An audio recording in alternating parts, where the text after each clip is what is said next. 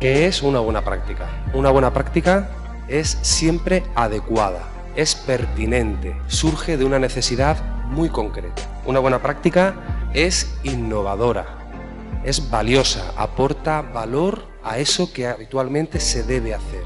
Se puede medir objetivablemente, cualitativa o cuantitativamente. Es replicable y una buena práctica, para que lo sea, debe ser susceptible de mejora. Contamos con la presencia de Carmen Alba Moratilla, que es una enfermera de más de 60 años, que ahora está dedicada a difundir lo aprendido durante toda su carrera profesional. Es máster universitario en el deterioro de la integridad cutánea, úlceras y heridas por la Universidad Católica de Valencia. Miembro activo en la Asociación Española de Enfermería Vascular y Heridas y coordinó 2 proyectos formativos online. Es experta en la Universidad de Córdoba como codirectora del experto universitario en heridas vasculares en el miembro inferior y pie diabético. Buenas tardes, Carmen. Voy a comenzar.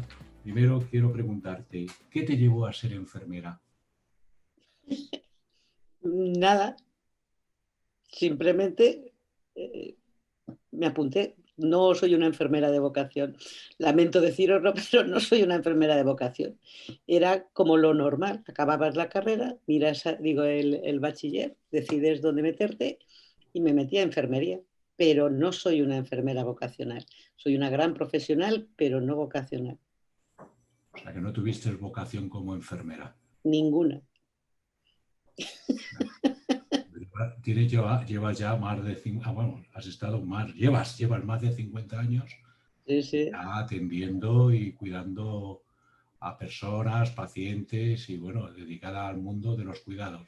Sí, Eso es sí, muy importante. y sin, vamos, y con gran satisfacción, pero es más, eh, creo que no, para mí no es un tema de vocación el hacer mi trabajo bien, sino es una cuestión de responsabilidad. Soy una buena trabajadora, muy buena trabajadora, con gran capacidad de trabajo y bueno, me parece muy aburrido hacer las cosas mal. Y entonces, pues bueno, la verdad es que siempre me lo he pasado bien en mi trabajo. Dentro del trabajo que desempeñas, ¿qué encuentras de gratificante el ser enfermera? Uf, pues la verdad es que me pones en un gran aprieto. Más en una época, yo siempre he sido muy reivindicativa.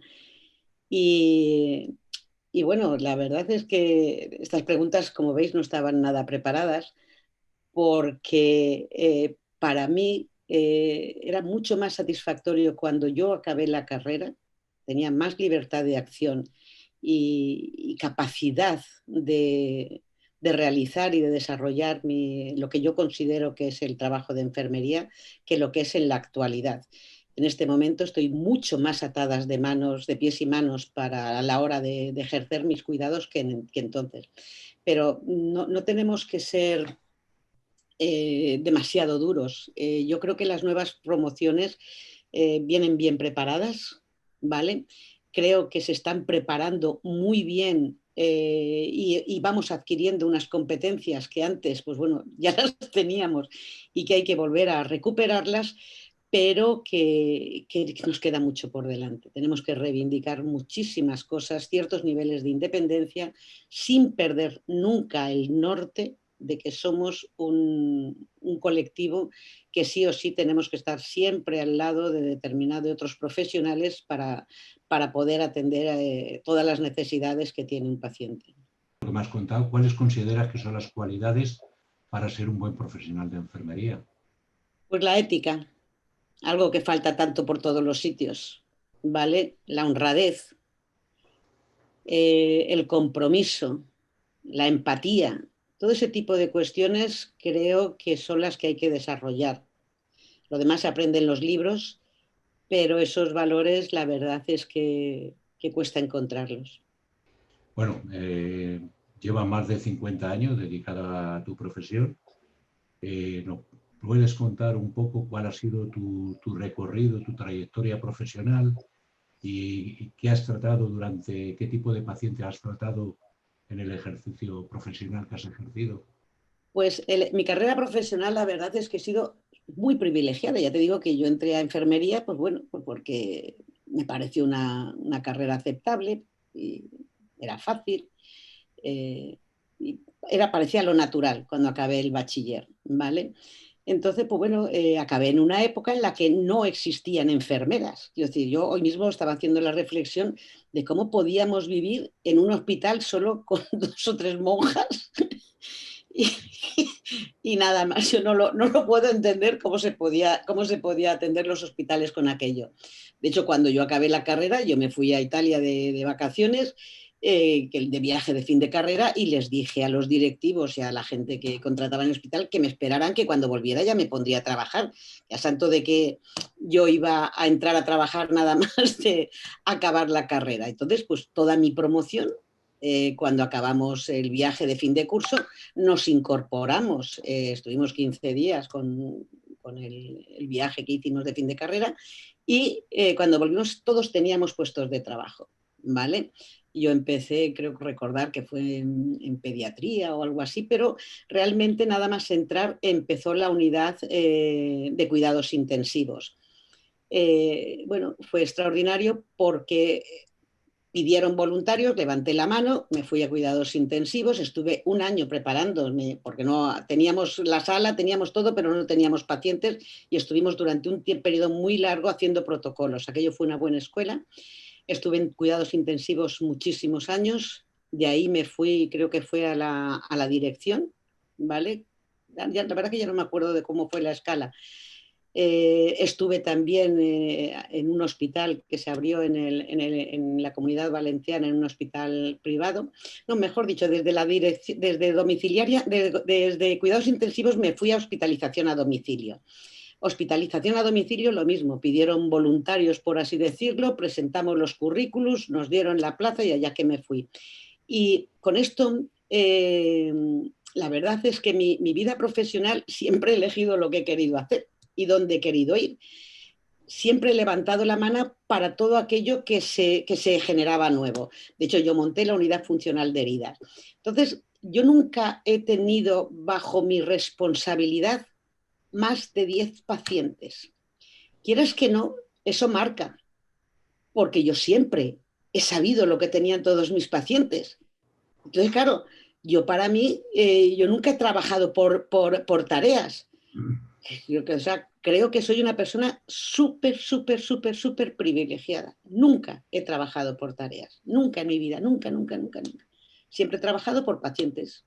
En UCI teníamos un cupo de 2 o 3 pacientes, en hospitalización a domicilio teníamos un cupo de 8 o 10 pacientes bajo tu responsabilidad, y yo me lo comía y yo me lo guisaba. Entonces, pues eso la verdad es que da mucho brío.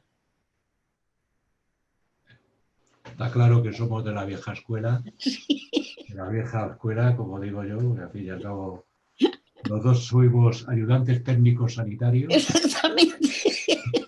Y que la verdad es que cuando eras ayudante técnico sanitario hacías más que ahora que eres diplomado universitario.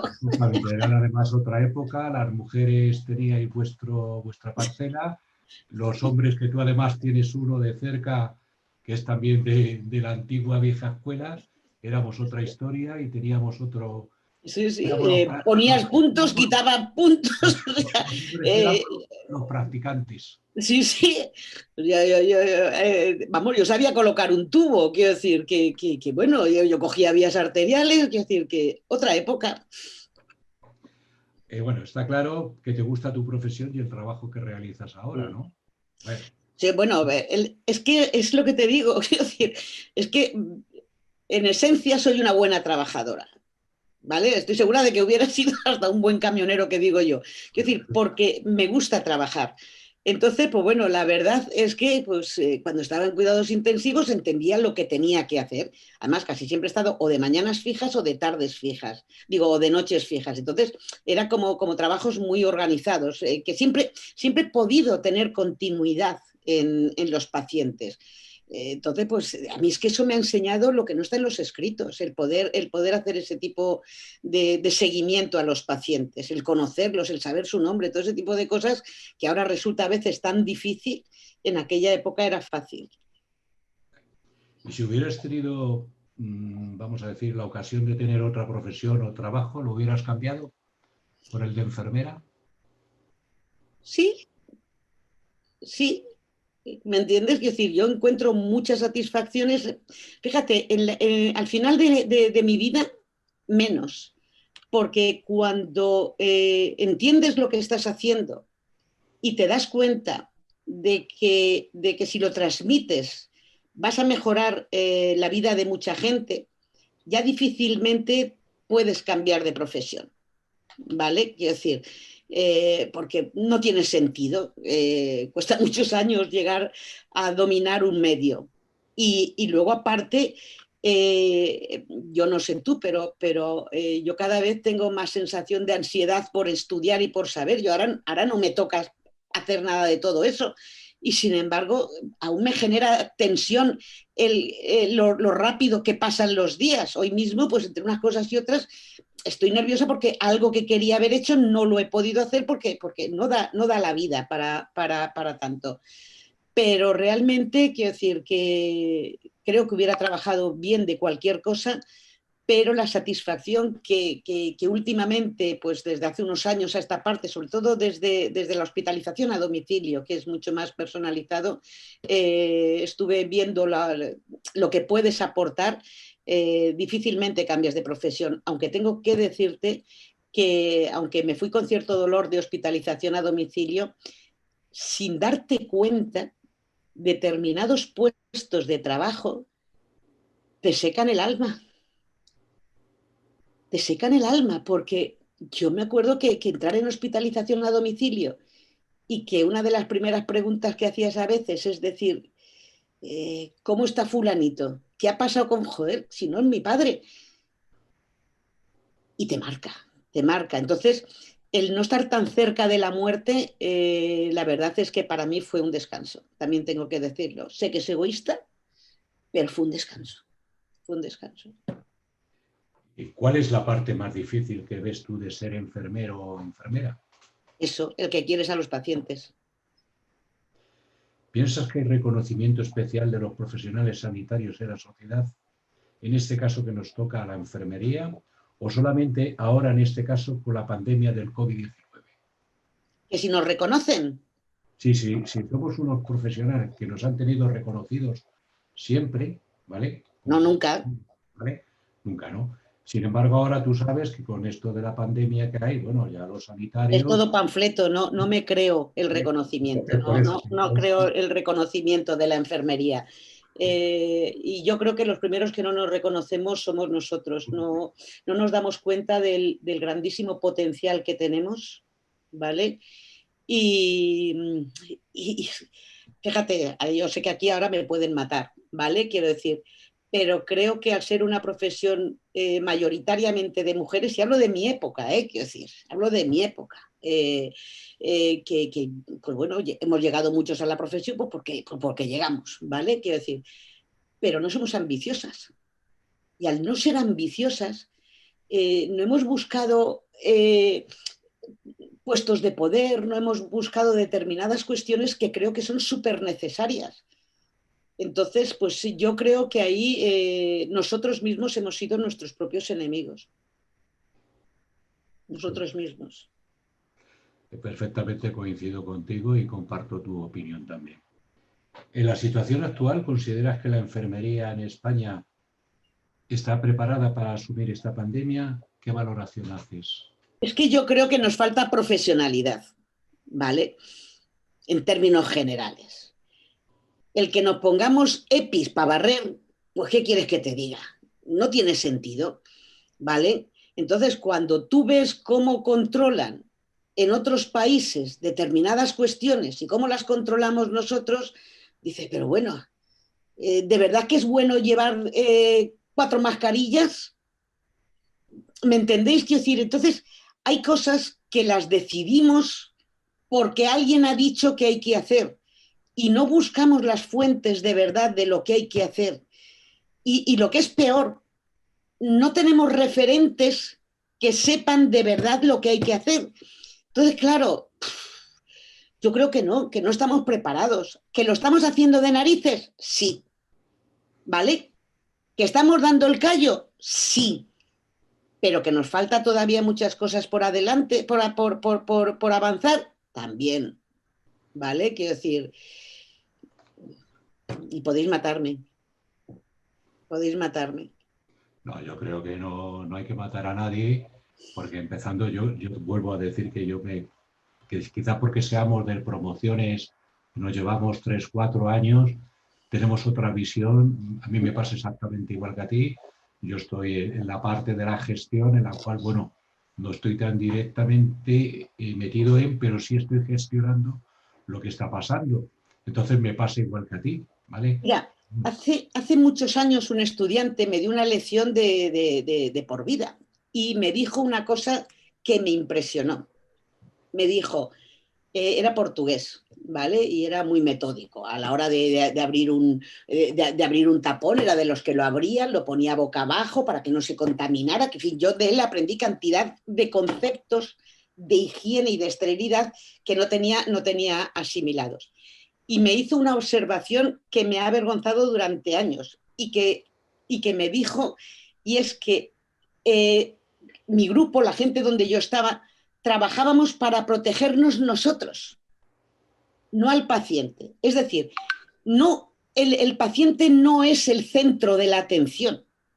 El simple hecho de los turnos rodados de 12 horas, eso no hay quien lo viva. No sé si me explico. Eso está desarrollado para, de alguna forma, la vida familiar del profesional. Pero es bueno un turno de 12 horas para asistir a un paciente, sea con COVID o sin COVID. Es lógico estar 12 horas al pie de cañón. Entonces, todo ese tipo de cosas de gestión, yo me las he replanteado toda la vida y siempre he ido en contradirección porque pienso que hay que cambiar muchas cosas. Hay que volver a poner al paciente en el centro de las atenciones y pensar qué es lo que él necesita y no qué es lo que yo quiero. En el mundo de las heridas, por ejemplo, yo lo veo mucho. Ponemos el apósito más bonito. Es que hasta nos gusta ver ese apósito, pero el paciente lo necesita. ¿No sería mejor otro tipo de trabajo que, claro, a ti te da trabajo? Pues entonces el bonito. Y un poco esa esencia es la que intento transmitir. Muy bien, Carmen. Muchísimas gracias por tu entrevista. Me ha encantado y nos vemos muy pronto. Traidor. Hasta luego. Hasta luego.